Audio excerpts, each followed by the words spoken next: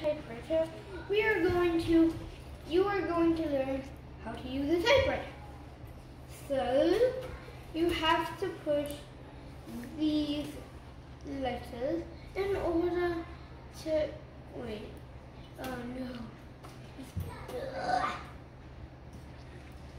You have to push your letters like this. Dear sir, how are you today? And it's supposed to go this way, but it's not, because it's old and it's broke. And then you would push this down to return it. Good day, sir. You'll have to write a letter by pen instead. I don't know how to do that. What is